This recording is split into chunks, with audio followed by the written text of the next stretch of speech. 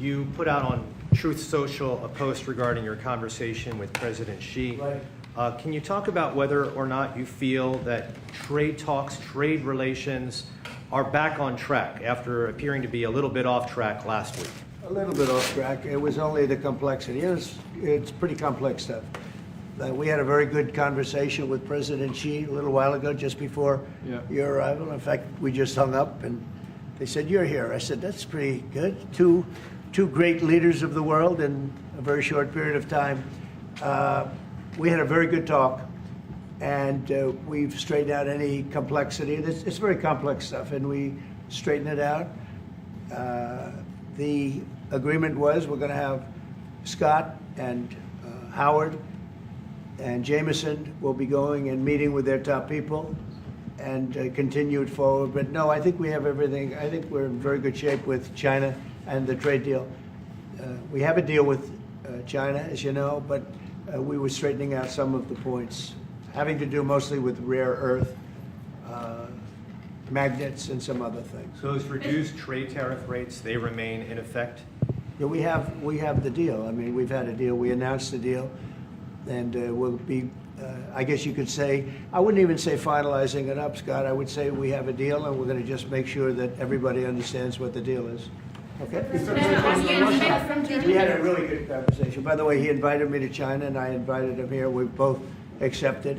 So I'll be going there with the First Lady at a certain point, and he'll be coming here, hopefully, with the First Lady of China. Mr. President, what do you expect from Germany? Go ahead, please. Did you talk about the Chinese students? Are you allowing them to come to the U.S.? No, Chinese students are coming. No problem. No problem. Okay, and on It's our Russia? honor to have them, frankly. Look, we want to have foreign students, but we want them to be checked. You know, in the case of Harvard and Columbia and others, all we want to do is see their list. There's no problem with that.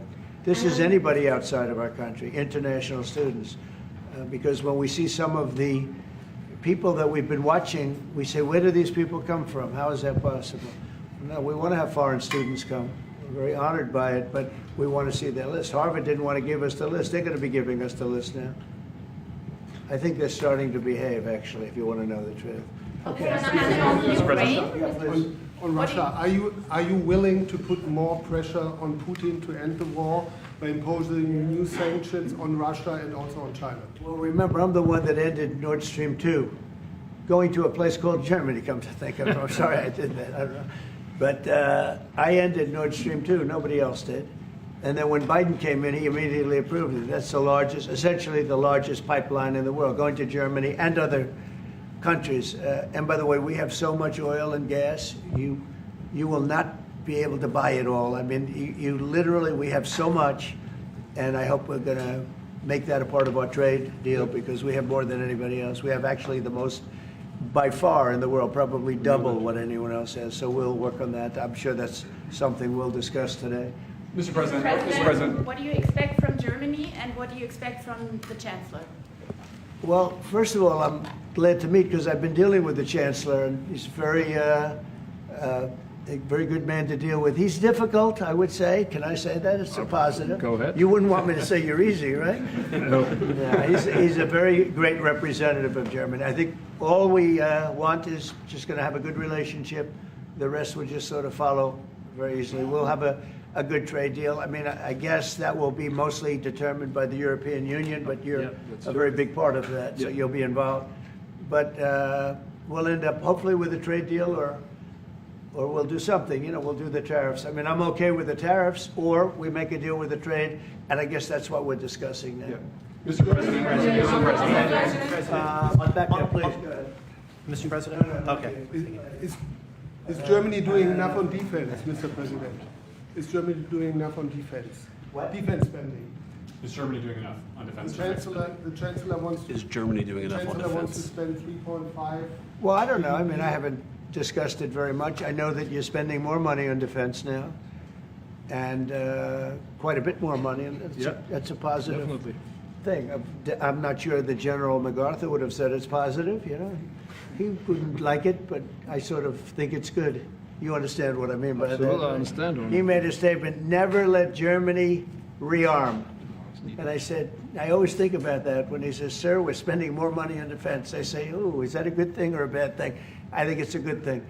But, you know, at least to a certain point. There'll be a point when I'll say, please don't arm anymore, if you don't mind. We'll be watching him. I'll get it. Mr. President. Mr. President. Mr. President. Biden, Mr. President. Yeah, Biden, you say He- Biden.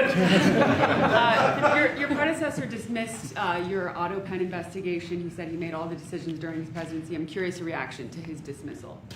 Well, look, the Autopen, I think, is the big scandal outside of the rigged election of 2020. I think the biggest scandal of the last many years is the Autopen. And who's using it? I happen to think I know, okay, because I'm here. And I'm not a big Autopen person, fortunately. I'm glad. I'm very glad. It's an easy way out.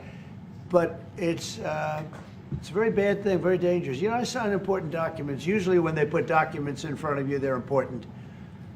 Even if you're signing ambassadorships and I consider that important. I think it's inappropriate. You have somebody that's devoting 4 years of their life or more to being an ambassador. I think you really that person deserves to get a real signature, not an Autopen signature. And I can tell Autopen easily. I can look at it. Like two little pinholes from pulling the paper, right? You always see the pinholes. Yeah. It's real easy to tell about Autopen. I think it's very disrespectful to people when they get an Autopen signature. Outside, Autopen to me are used when thousands of letters come in from young people all over the country and you want to get them back. And, you know, people use Autopens for that, to send a little signature at the bottom of a letter. We have thousands of them. We get thousands of letters a week. And it's not possible to, you know, do. I'd like to do it myself, but you can't do it.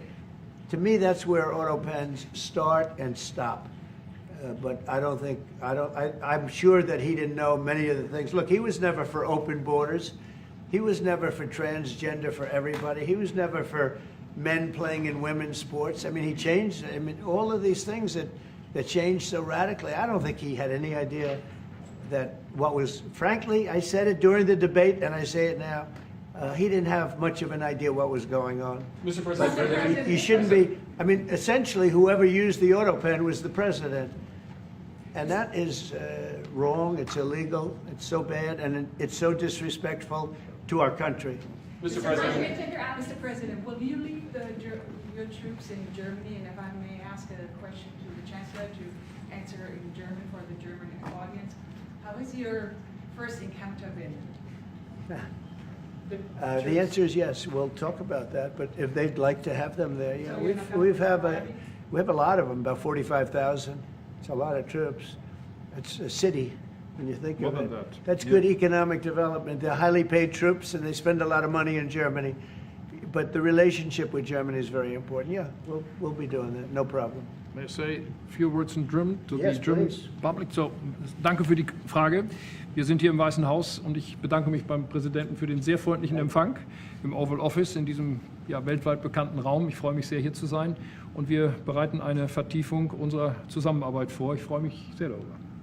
Mr. President, you've made Mr. President. Do you speak English because you speak such good English? Is it as good as your German, would you say? Do you feel, do you No, feel it's not more my mother comfortable? tongue. No, it's not my mother tongue, but I try to understand almost everything and Yeah, very to good. speak as good as I can. Very good.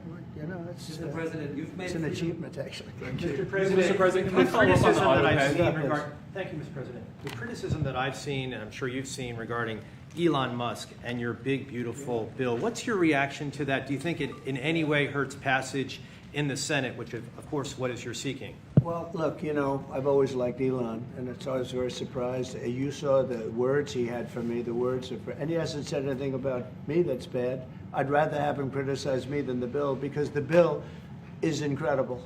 It's the biggest cut in the history of our country. We've never cut. It's about 1.6 trillion in cuts. It's the biggest tax cut.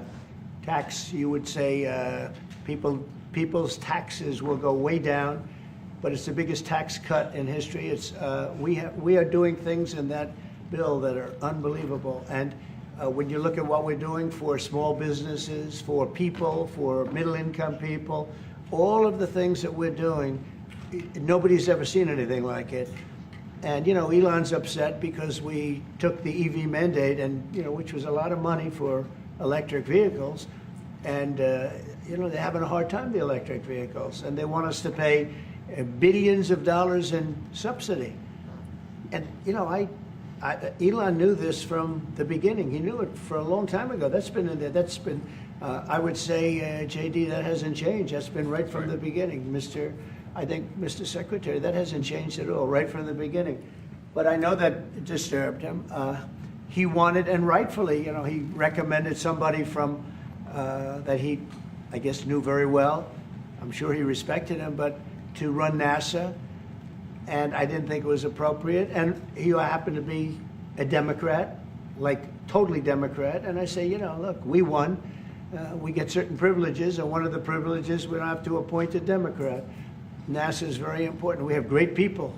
General Kane is going to be picking somebody with our, we'll be checking him out, seeing, but he wanted that person, a certain person, and we said no.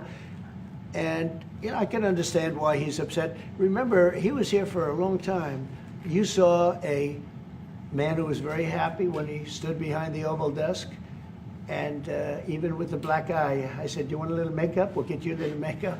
But he said, no, I don't think so, which is interesting and very nice. He wants to be who he is, so you could make that statement too, I guess. Look, Elon and I had a great relationship. I don't know if we're well anymore. I was surprised because you were here. Everybody in this room practically was here as we had a wonderful send-off. He said wonderful things about me. You couldn't have nicer. Said the best things. He's worn the hat. Trump was right about everything. And I am right about the great, big, beautiful bill. We call it a great, big, beautiful bill because that's what it is. And again, biggest tax cuts in history, biggest economic development moves anywhere. We've never done anything like it. Business is spurred. And I don't know if you've seen the numbers, but the numbers came out. Even the CBO, which is run by Democrats, said that we're going to be doing, you know, I'd like you to discuss it, the 2.8 trillion, that CBO. This is a group of people that are Democrats. They're very hostile to us. They just came out with phenomenal numbers, what it does. You want to mention that, Scott? Yes, sir. So what we've seen is we keep hearing from the CBO that there's going to be a large deficit from the bill, which we disagree with, but using the CBO scoring, they came out and scored the tariff revenue. We think it'll be the minimum of $2.8 trillion over the 10-year window, which actually puts the bill in surplus if you include the tariff revenue, which they won't do. It gives you a tremendous surplus, but we're not allowed to use that. For some reason, they say scoring. Nobody knows what scoring means. Maybe a couple of people, but nobody. Somebody sits in the background. They say, well, we're not going to allow that. They're not allowing other things that we have that are tremendously profitable for our country. But if you saw the other day, CNBC, they came out with numbers, and the people on the show, very good people, I've watched them for a long time, they couldn't believe the numbers, how good they are. The numbers were incredible, and that was personal income and also very low inflation. We have very low inflation. We're down to 2% now, and maybe even lower than that. And when I took it over, it was a mess. Remember, we had the worst inflation probably in the history of our country. They say 48 years, but let's say I think it's worse than that. So we had the worst inflation in the history of our country under the Biden administration. Now we're down to a beautiful number, 2%. You'd actually like to keep it there. Better than zero is 2%. It's going down maybe to 1, and 1% is like perfect. That's perfect. You don't want to have zero for certain reasons that nobody is very interested to listen to. But we have almost perfect inflation. Grocery prices are down. Everything. Remember eggs? Eggs. We weren't going to buy another egg for the next 20 years. They were so expensive, right? Remember? You guys all hit me about eggs. Eggs have come down 400%. Everybody has eggs now. They're having eggs for breakfast again. But if you look at gasoline, very important. I think always the most important because it's the energy is the biggest factor. That's what happened. He screwed up our energy policy, and everything went up because energy went up. But now energy is way down, and they have states where you're at $1.98 a gallon for gasoline. So the costs have come way down, and one of the things I ran on was that. I ran on the border. We have the best border in the history of our country, 99.99%. It was last week, 3 people came in. two of them for medical reasons. We let them in because one of them had a heart attack. I think it was a nice thing to do, and one of them had something else. So we've never had, I had very good numbers for 4 years, but we really topped it. And I want to thank Christie and Tom Homan. They've done a fantastic job. But nobody mentions that anymore. Remember, a few months ago, the border was a total disaster. People were coming in by the hundreds of thousands of people a day, a week, a month. I mean, we had a month, 2 million people came in 1 month. The border was being overrun, and a lot of bad people, criminals, murderers, drug dealers. We had some of the worst people in the world coming in from all over the world. It's totally closed. And you know what? People are coming into our country, but they're coming in legally. So we've done a great job. Elon knew that. Elon endorsed me very strongly. He actually went up in campaign for me. I think I would have won. Susie would say I would have won Pennsylvania easily anyway, even if the governor ran, the real governor, not the governor from Minnesota, he's a sick puppy, that guy. That poor guy, I feel sorry for him. But they made a bad choice with him. But if you pick Shapiro or anybody else, I spoke to him recently about his house being set on fire, which was terrible. But if they picked him, I would have won Pennsylvania. I won it by a lot. But I'm very disappointed because Elon knew the inner workings of this bill better than almost anybody sitting here, better than you people. He knew everything about it. He had no problem with it. All of a sudden he had a problem. And he only developed the problem when he found out that we're going to have to cut the EV mandate, because that's billions and billions of dollars. And it really is unfair. We want to have cars of all types. Electric, we want to have electric, but we want to have a gasoline, combustion. We want to have different. We want to have hybrids. We want to have we want to be able to sell everything. And when that was cut, and Congress wanted to cut it, he became a little bit different. And I can understand that. But he knew every aspect of this bill. He knew it better than almost anybody. And he never had a problem until right after he left. And if you saw the statements he made about me, which I'm sure you can get very easily, it's very fresh on tape, he said the most beautiful things about me. And he hasn't said bad about me personally, but I'm sure that'll be next. But I'm very disappointed in Elon. I've helped Elon a lot. And Mr. President, I just want to clarify, did he raise any of these concerns with you privately before he raised them publicly? And this is the guy you put in charge of cutting spending. Should people not take him seriously about spending now? Are you saying this is all sour grapes? No, he worked hard and he did a good job. And I'll be honest, I think he misses the place. I think he got out there and all of a sudden he wasn't in this beautiful Oval Office, and he's got nice offices too. But there's something about this one. I was telling the Chancellor, this is where it is. People come in here, even from Germany. They come in and they walk into the Oval Office, and it's just a special place. It's, World War I, it started and it ended here, and World War II, and so many other things. Everything big comes right from this beautiful space. It's now much more beautiful than it was 6 months ago. A lot of good things are happening in this room. And I'll tell you, he's not the first. People leave my administration and they love us. And then at some point they miss it so badly, and some of them embrace it and some of them actually become hostile. I don't know what it is. It's sort of Trump derangement syndrome, I guess they call it, but we have it with others too. They leave and they wake up in the morning and the glamour's gone, the whole world is different, and they become hostile. I don't know what it is. Someday you'll write a book about it and you'll let us know. Yeah. Mr. President, speaking of ending wars in this room, you were very critical of Vladimir Putin a couple of days ago. What kind of play is he playing from your perspective? Well, look, he got hit. He's been doing hitting, so I understand it. But he got hit hard, and I don't think he's playing games. I think I've always said he wanted the whole thing. I thought he wanted the entire everything having to do with Ukraine. That's something that would have never happened if I were president. The election was rigged. I didn't get to be president, but I got to be president now. And I think it's a much more important presidency. Other than a couple of things like that, the war would have never happened. The war with Ukraine, with Putin, would have never happened, ever, not even a chance. And it didn't happen for 4 years. And it wasn't thought of. I used to talk to him about Ukraine a lot. It was the apple of his eye, but he would have never done what he did. And I think mistakes were made by him, but I think mistakes were made by other people. The president should have never allowed that war. Biden should have never allowed that war to happen. If you had the right guy in here, that war would have never happened. Israel would have never happened with Hamas. That would have never happened. The attack on Israel would have never happened because Iran was broke. They had no money. They had no money to give to Hamas or Hezbollah or anybody else. And all of that would have never happened. Inflation wouldn't have happened. It was caused mostly by energy.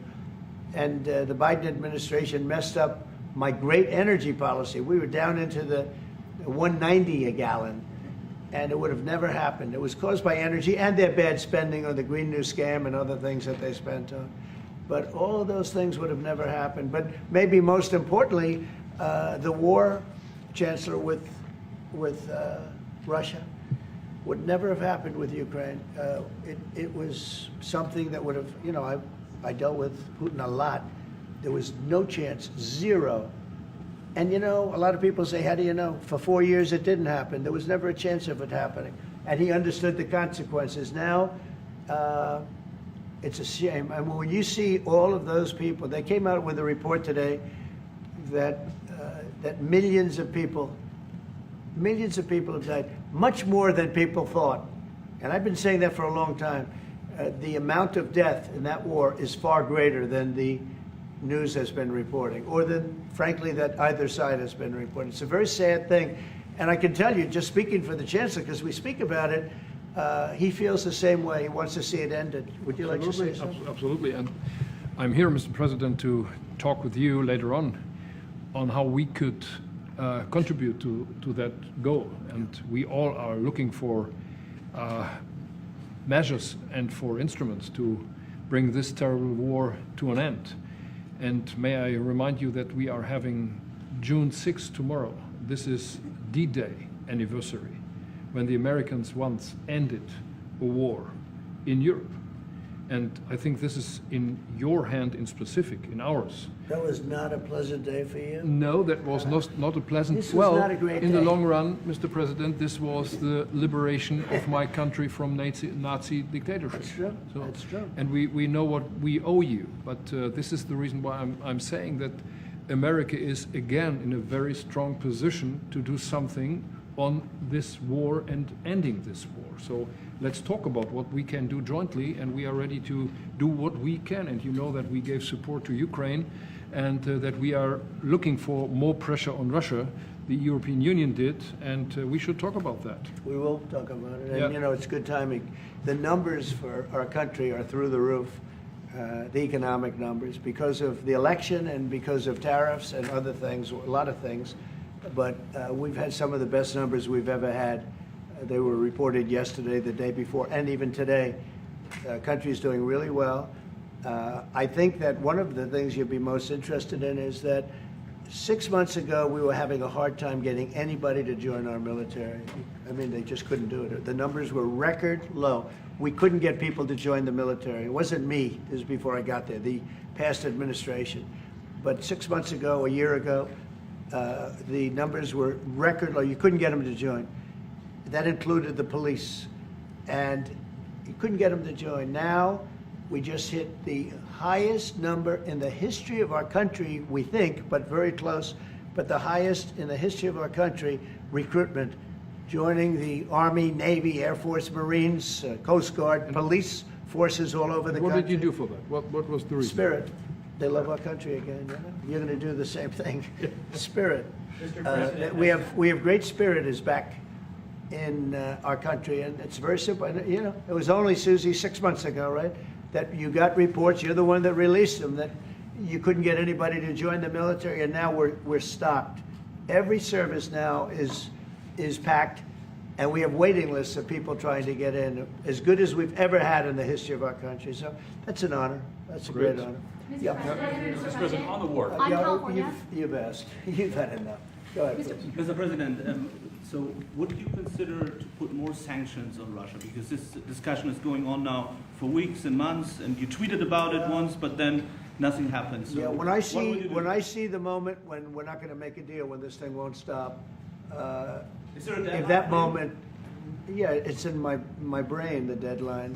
When I see the moment where it's not going to stop, and I'm sure you're going to do the same thing, will be very, very, very tough.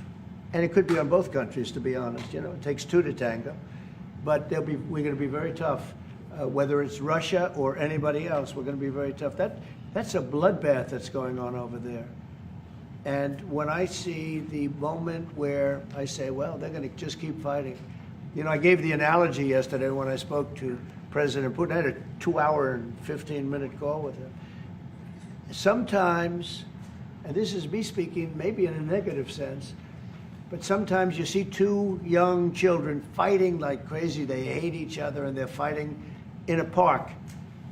And you try and pull them apart. They don't want to be pulled. Sometimes you're better off letting them fight for a while and then pulling them apart.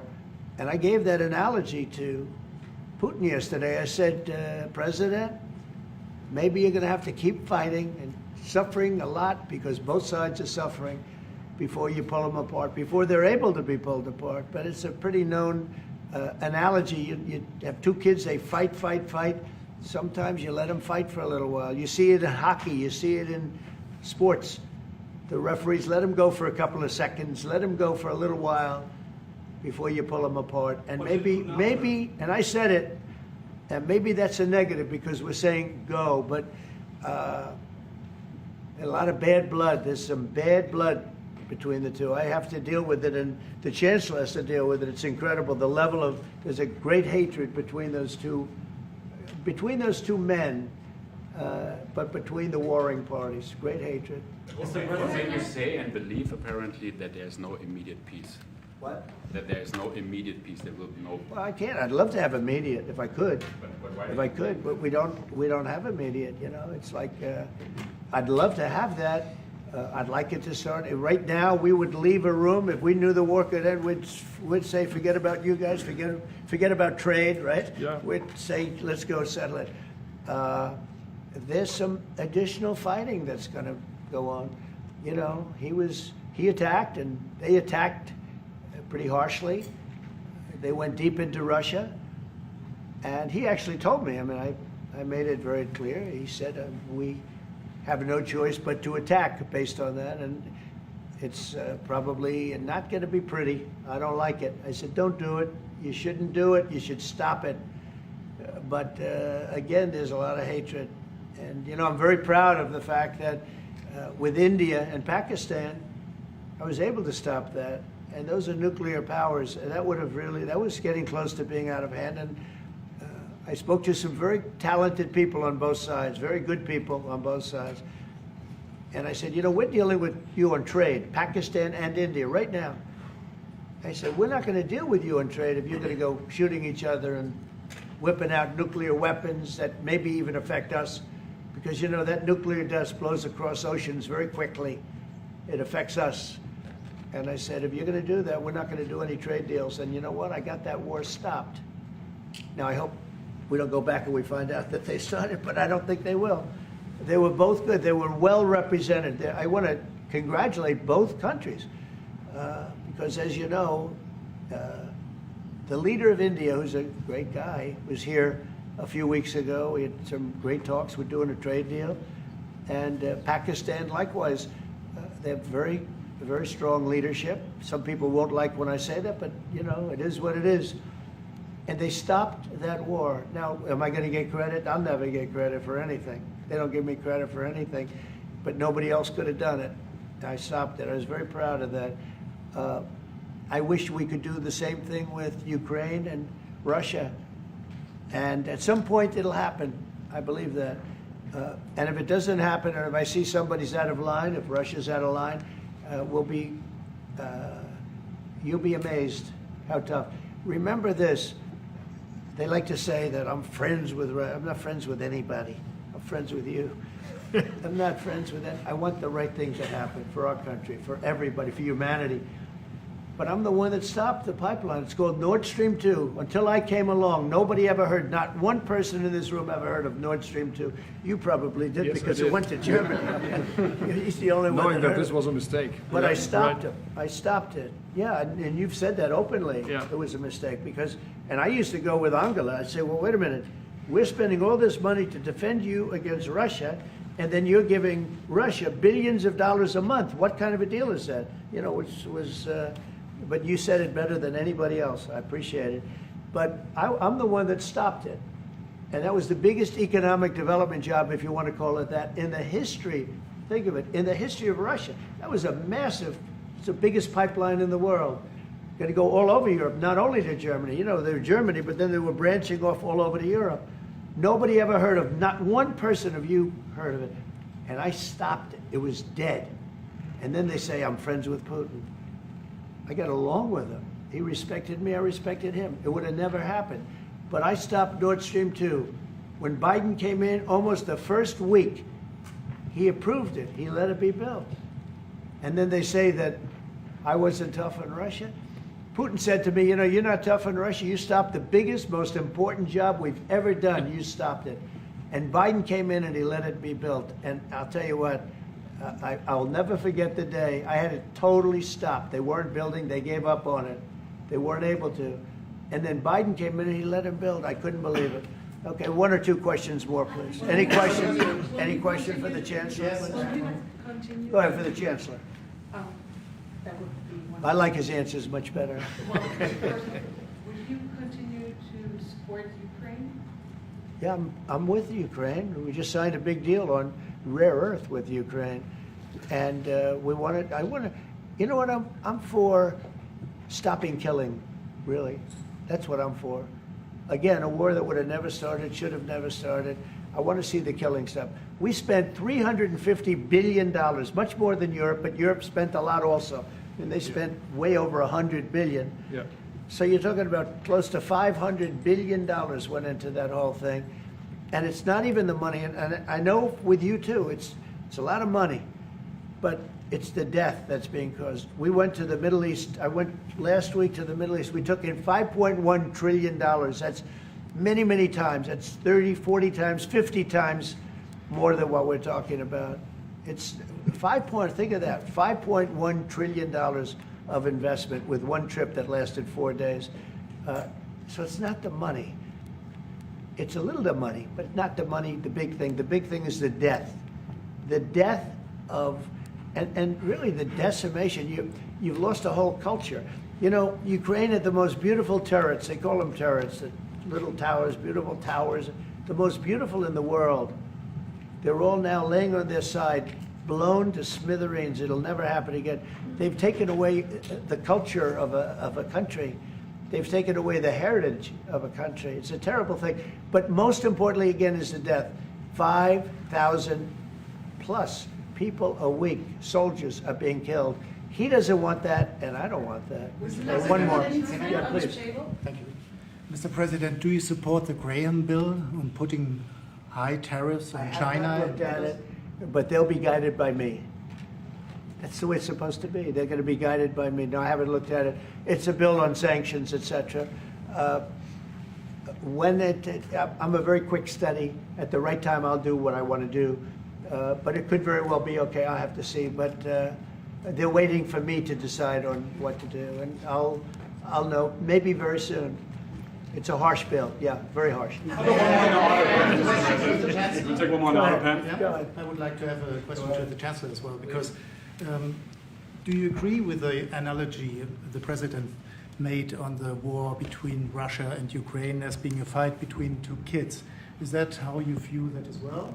And what do you actually want the US President to do in this? Well, I think we both agree on this war and how terrible this war is going on. And we are both looking for ways to stop it very soon. And I told the President before we came in that he is the key person in the world who can really do that now by putting pressure on Russia.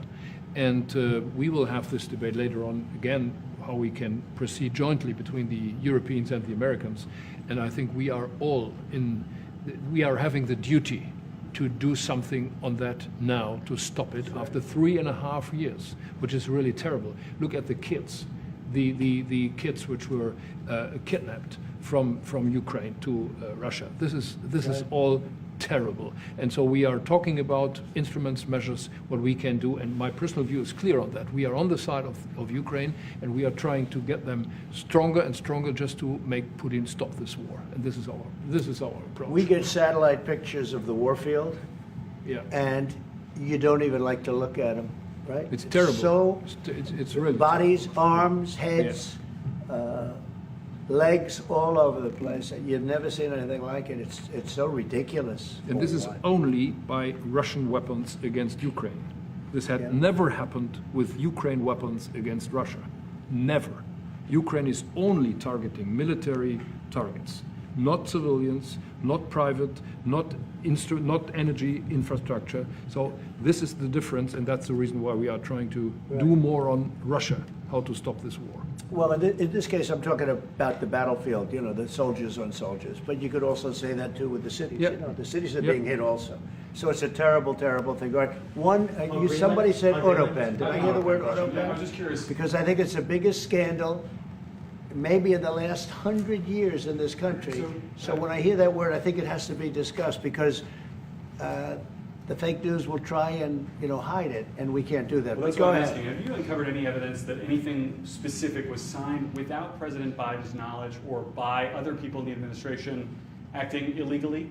Well, I don't think Biden would know whether or not he signed it. I'm asking if you've uncovered any of that information. No, but I've uncovered, the human mind. I was in a debate with the human mind, and I didn't think he knew what the hell he was doing. So, it's just one of those things, one of those problems. We can't ever allow that to happen to our country.